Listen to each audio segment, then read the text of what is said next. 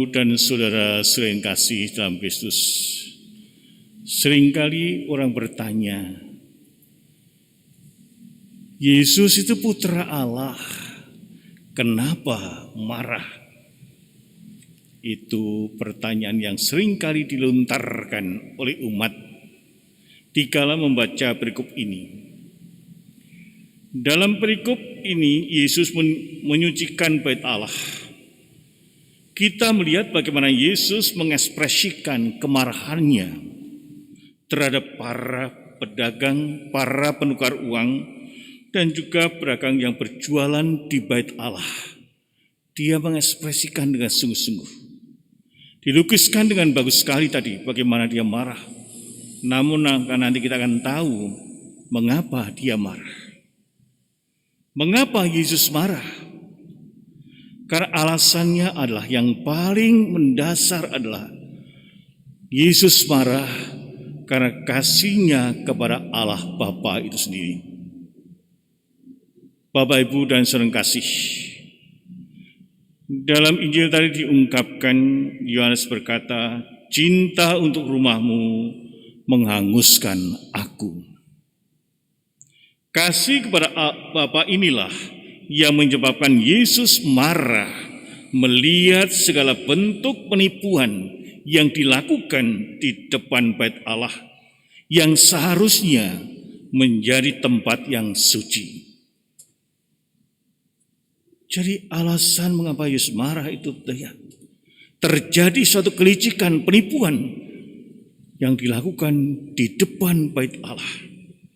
Setiap hari di halaman bait Allah itu penuh hiruk-pikuk para pedagang berjualan hewan-hewan untuk persembahan. Penuh hiruk-pikuk para penukar uang mengadakan bisnis penukaran uang,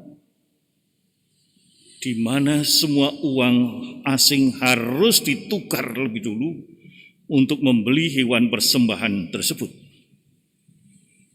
Bapak, Ibu, dan saudara kasih, pada waktu itu orang-orang Yahudi yang beribadah di bait Allah datang dari berbagai penjuru, sehingga mereka perlu menukarkan uang mereka sebelum mereka dapat membeli hewan kurban itu sendiri. Dalam proses penukaran uang itu sudah terjadi kecurangan, yaitu harganya dinaikkan. Ya, coba lihat kalau orang jual, ya, kalau mau lebaran, ya di depan panjang jalan Merdeka itu 100.000 mendapat 90.000 dan sebagainya, mungkin ada yang lebih lagi. Ini juga caranya demikian, sehingga orang-orang yang datang itu harus menukar uang dulu sebelum bisa membeli hewan. Sengsaranya lagi, celakanya lagi adalah ketika membeli kurban hewan kurban pun harganya itu sudah dinaikkan lagi, sehingga dengan kata lain 2 kali orang-orang yang datang mau beribadat melakukan persembahan itu 2 kali menjadi manusia yang diperas, ditindas di situ. Sehingga yang lucunya adalah ada kerjasama antara para pedagang dan penukar uang itu dengan pengelola bait Allah pada waktu itu, sehingga orang-orang atau yang mengelola bait Allah itu kerjasama, ya, supaya kamu membeli di sini, tidak membeli di sini tidak sah dan sebagainya. Bapak, Ibu, dan saudara kasih, bait Allah seharusnya menjadi tempat penyembahan Allah itu sendiri, di mana orang-orang seharusnya mengarahkan seluruh hidupnya, seluruh hatinya, seluruh pikirannya hanya kepada Allah. Tapi apa yang terjadi di tempat seperti itu? Orang-orang justru mencari keuntungan, yaitu yang berupa uang sendiri, mencari uang untuk penyembahan kepada Allah itu sendiri, sehingga orang sibuk mencari keuntungan bisa terjadi. Orang-orang yang pedagang dan menukar uang itu justru tidak menyembah Allah karena sibuknya Ya kan, banyak kan kalau orang sedang sibuk dagang itu mau boro-boro mau pergi menyembah Allah. Bapak Ibu dan saudara kasih, apa yang ingin Yesus ajarkan kepada kita? Yesus mau mengajarkan kepada kita bahwa hanya Allah sajalah yang seharusnya kita kasihi lebih dari segala sesuatu. Seperti yang dilukiskan di dalam kitab Keluaran dalam bacaan pertama tadi. Bagaimana Allah menuntut manusia, menuntut bangsa Israel supaya sungguh-sungguh menyembah Allah, bukan menyembah yang lain. Para pedagang dan penukar uang tadi bukan lagi menyembah Allah, tapi mereka sudah menyembah uang. Yang mereka pikirkan hanyalah uang dan uang itu sendiri. Mencari uang selama kita hidup di dunia ini sah-sah saja. Kita semua butuh uang. Tidak ada seorang pun yang tidak butuh uang. Namun cinta akan uang tidak boleh menggantikan cinta akan Allah, apalagi dilakukan di bait Allah, dilakukan di bait suci. Maka kemarahan Yesus di sini adalah menunjukkan keadilan Tuhan, di mana Ia menyatakan bahwa segala bentuk penipuan yang seolah-olah demi persembahan di bait Allah itu sesungguhnya perbuatan yang keji. Cara sadar, hebat mereka itu melayani, memberikan kemudahan bagi orang-orang yang mau melakukan ibadat, yang mau mengadakan persembahan, memudahkan mereka. Tetapi mereka di balik semuanya, mereka bertindak tidak adil. Mereka hanya mencari keuntungan semata-mata. Maka Bapak Ibu sekalian, motif dari kemarahan Yesus adalah kasihnya kepada Bapa, sehingga Ia tidak dapat menerima segala bentuk kecurangan, bentuk penipuan yang dilakukan di dalam rumah Bapa. Mungkin pada saat sekarang ini pun kadangkala mungkin orang-orang tampaknya melakukan sesuatu yang bagus, yang indah, tapi itu karena kecurangan dan penipuannya.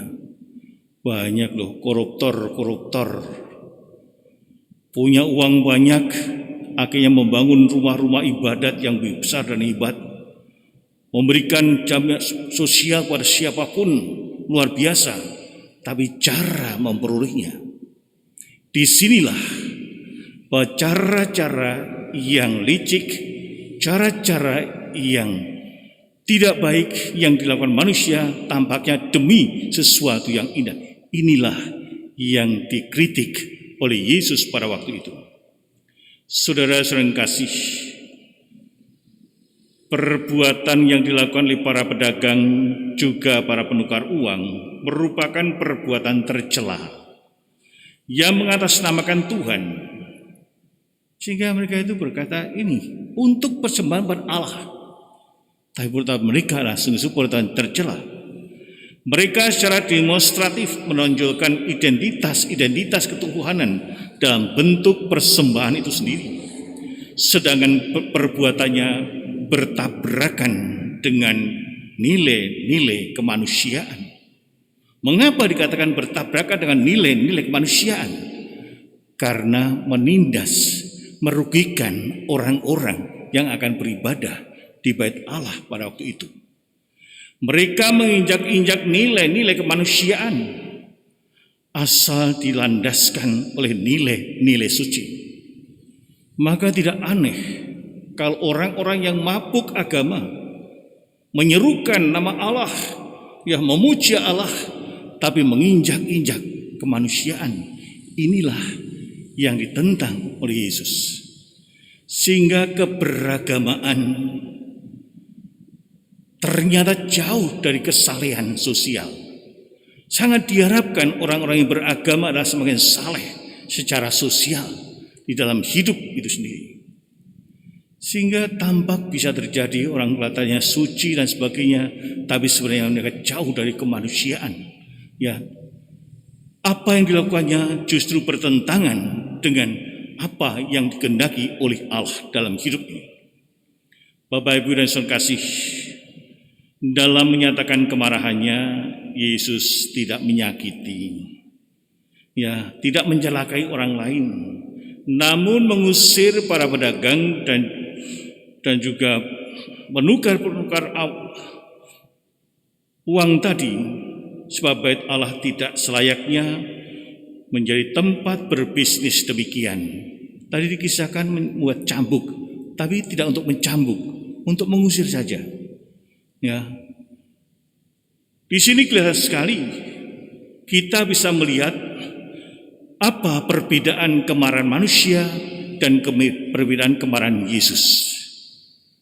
Kalau Yesus marah itu karena dia begitu mencintai Bapaknya, supaya bisa mengangkat manusia dekat dengan Allah sendiri. Tetapi kemarahan manusia itu karena manusia tidak bisa mengendalikan diri. Manusia tidak bisa mengendalikan emosinya.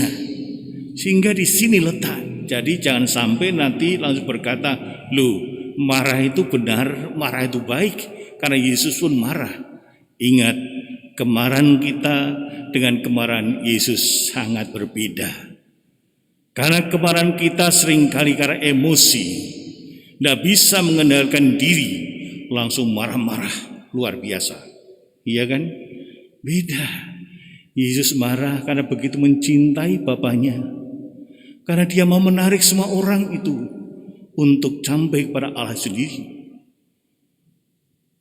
Bapak, Ibu, dan saudara kasih, masa Prapaskah adalah masa tobat dan saat untuk menyucikan hati melalui aneka macam olah rohani. Kalau saya perhatikan pada masa Prapaskah ini, umat yang ke gereja itu semakin banyak. Itu yang saya alami, saya rasakan, saya perhatikan. Ini merupakan satu cara olah rohani. Waktu minggu-minggu biasa, enggak sebanyak ini Bapak sekalian.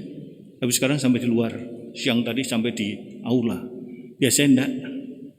Ini satu pertanda bagaimana umat kita mau mengolah rohani dalam masa Prapaskah ini. Semoga hati kita tidak dikotori oleh aneka macam kepentingan diri, sekaligus juga ambisi pribadi.